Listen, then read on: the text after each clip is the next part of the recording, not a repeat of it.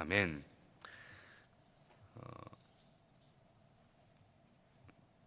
이번 한 주간은 통성경을 우리 어성경을 그리고 우리 내비 따라 성경 읽기를 쉬는 기간을 가지면서 구약 성경에서 하나님께서 새 언약에 대해서 예고하시는 이야기들을 저희들이 살펴보고 있습니다.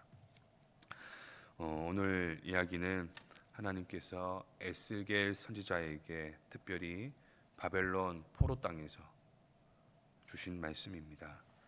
에스겔 선지자가 바벨론 포로 땅에 있다고 하는 것은 이스라엘 백성들이 하나님과의 언약을 지키지 못했다라는 의미겠죠. 이스라엘 백성들이 하나님의 말씀을 쫓으며 또한 그분이 우리의 참된 구원자 하나님이심을 고백해야 하는 그 언약을 그들이 그 언약 앞에 실패하고 그 바벨론 땅에 이제 끌려가게 되었습니다. 그런 가운데 하나님께서는 이 에스겔을 통해서 이제 그들을 어떻게 하실 것인가? 그 이스라엘 백성들을 그냥 두시지 아니하고 반드시 하나님께서 그들을 다시 회복시켜 주실 것인데 거기에도 바로 이 새 언약에 대한 이야기들이 있었습니다. 오늘의 이야기를 통해서 저와 여러분이 두 가지를 함께 한번 나눠보기를 원합니다. 오늘 말씀 26절을 볼까요, 여러분? 26절에 보면은 이렇게 하나님께서 에스겔에게 말씀하십니다. 중반 부분입니다.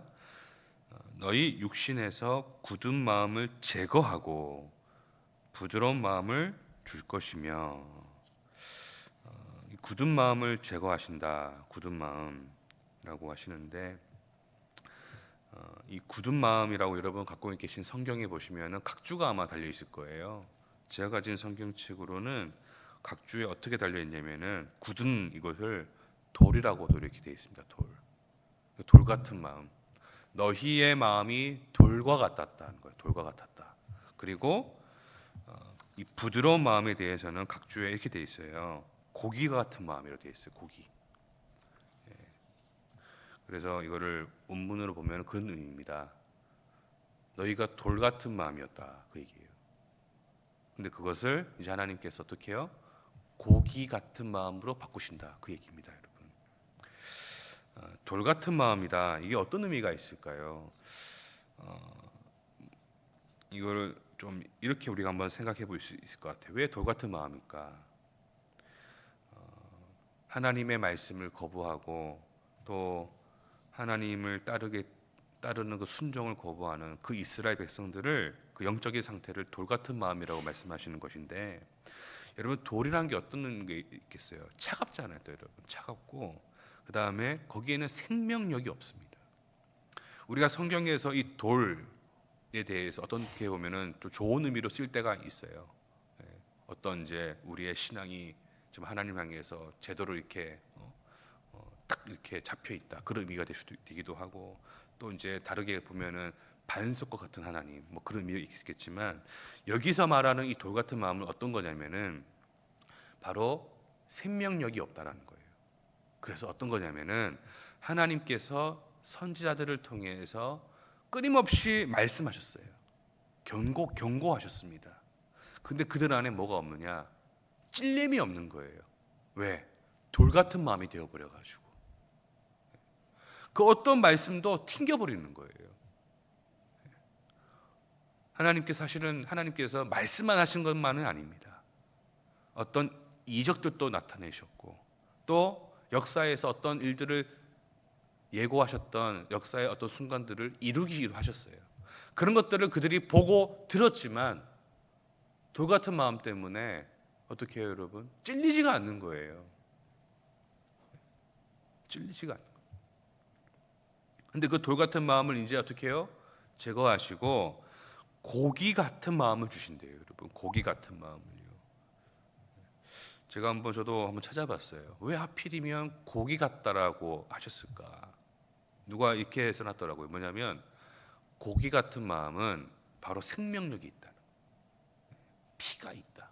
맥박이 있다. 그래서 생명력이 뭔가 있다라는 거예요.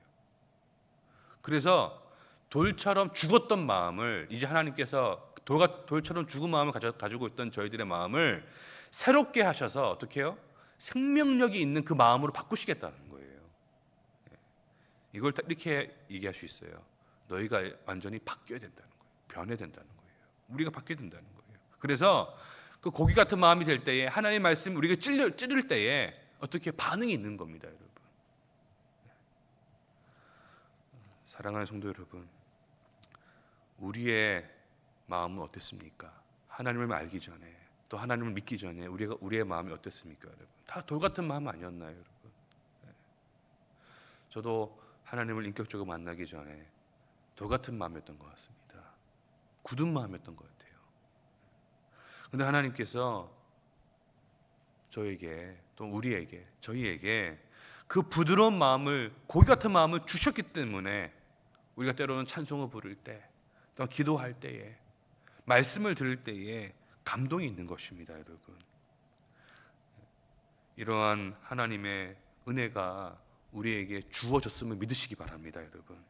그리고 우리를 또한 끊임없이 변화시켜 나가실 것입니다. 마치 예수님께서 그 요한복음서에 보면은 이 땅에 오셔가지고 공생애를 시작하시면서 첫 번째 나타내신 이적이 뭡니까, 여러분? 바로 물을 포도주로 바꾸셨습니다, 여러분. 물을 끓는 물이나 물을 얼음물이나 이렇게 바꾸신 게 아니라 바로 본질을 바꾸셨어요. 그런 것처럼 우리의 마음의 본질을 바꾸실 것입니다, 여러분. 그런 하나님의 은혜를 여러분 또한 구하시기 바랍니다. 두 번째는 오늘 26절과 27절에 보면 이렇게 돼 있어요. 하나님의 영을 우리에게 주신대요, 여러분. 하나님의 영을요. 특별히 27절의 말씀 한번 볼까요, 여러분? 27절 이 말씀 한번 읽어보겠습니다. 시작. 또 새 영을 너희 속에 두고 새 마음을 너희에게 주되 너희 육신에서 굳은 마음을 죄송합니다. 27절입니다. 시작. 또 내 영을 너희 속에 두어 너희로 내 율례를 행하게 하리니 너희가 내 규례를 지켜 행할지라. 내 영을, 하나님의 영을 우리에게 주신대요, 여러분. 근데 우리가 성경을 읽다가 보면은 사실 좀 그럴 때가 있어요. 우리가 삼일체를 알고 있고 또한 성령이 하나님이신 거 우리가 믿고는 있는데 가끔 이렇게 성경을 보다 보면은 하나님의 영이 함께 하신다 그러면은 어떤 마음이 드냐면은 그런가 보다 이렇게 해요. 그냥 어떤 하나님의 어떤 힘이 혹은 하나님의 어떠한 능력이 함께 하시는구나, 이 정도로 느껴질 때가 사실 있습니다.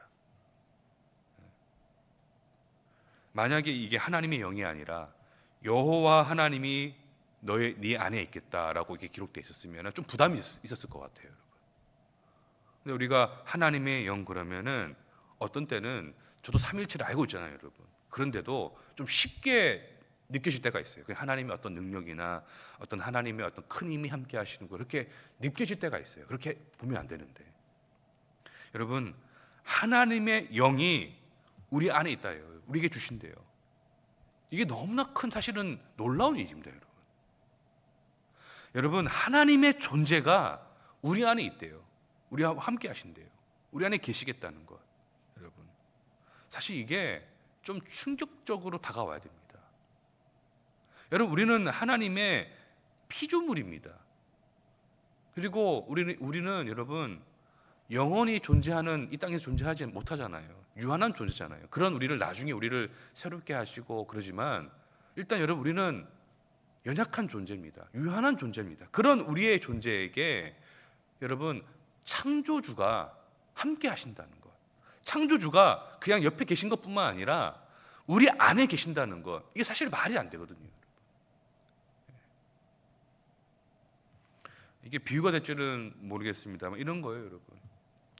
우리에게 그릇이 있다고 생각해 본다면은 정말 별 볼일 없는 그릇인 거예요. 정말 싸구려 그릇인 거예요. 거기에 우리가 이렇게 사기 힘든, 우리가 쉽게 뭐 이렇게 사겠다라고 생각하기 힘든 너무나 값진 음식이 담겨 있다 생각해 보세요. 얼마나 안 어울립니까, 여러분? 거기에 어울리지가 않잖아요. 이게 비유가 될지는 모르겠습니다만 그런 겁니다, 여러분. 우리의 삶이 아무리 대단하다고 해도, 우리의 모습이 아무리 대단하다고 해도 창조주신 하나님 앞에 우리는 아무것도 아닙니다, 사실은. 우리는 그냥 먼지예요, 여러분.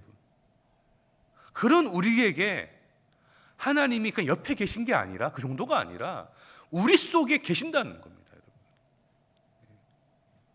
하나님이. 이게 얼마나 큰 은혜인지 모르겠습니다, 여러분. 우리가 오늘 읽었던 26절과 27절에 하나님의 영이 우리 속에 계신다는 것에 대해서 다시 한번 보시면서, 다시 묵상해 보시면서, 여러분 정말 거기에 하나님의 크신 은혜에 대해서 감동이 있었으면 좋겠습니다. 내 안에, 또 우리 가정 안에 함께 하신다는 것, 그 속에 계신다는 것. 근데 이제 그 우리가 함께 하시면서 어떻게 하시느냐? 27절에 말씀하세요. 내 율례를 행하게 하리니 너희가 내 규례를 지켜 행할 것이다 말씀하십니다.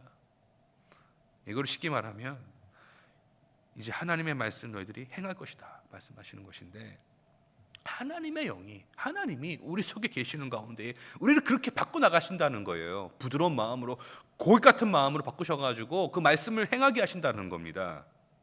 그런데 어떻게 행하게 하시느냐? 거기서 저는 이렇게 여러분께 말씀드리고 싶어요. 우리를 감동시키시면서, 그것을 우리 누가복음서에 나와 있는 엠마오 동산에 가던 두 명의 제자로 비유하자면 이겁니다, 여러분. 우리의 마음을 뜨겁게 하셔가지고, 여러분, 성령이 우리와 함께 하시는 가운데, 우리 속에 계시는 가운데에 이거 너 해, 이거 너 못하면 너 큰일 나, 이런 것이 아니라, 여러분, 우리에게 오셔가지고 우리를 감동케 하시고 우리를 마음을 뜨겁게 하시면서 우리로 하여금 인격적으로 우리를 이끌어 가신다는 것입니다.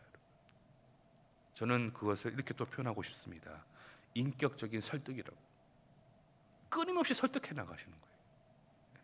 그 창조 주신 하나님께서 우리를 향해서 어떻게 보면 우리를 기계적으로 이렇게 순종해라, 이렇게 해라 하시는 것이 아니라, 바로 우리의 삶을 붙드시는 가운데 우리의 마음을 감동케 하시면서 우리를 어떻게 해요? 인격적으로 인도하신다는 것입니다.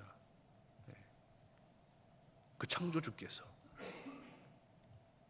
그리고 우리로 하여금 기쁨과 감격으로, 또한 우리를 뜨겁게 하시면서 그 하나님의 말씀을 우리가 붙들며 살아가도록 인도하신다는 것. 사랑하는 성도 여러분, 그런 하나님의 역사 앞에 하나님의 크신 사랑과 은혜를 고백하실 수 있는 저와 여러분 되기를 간절히 소망합니다.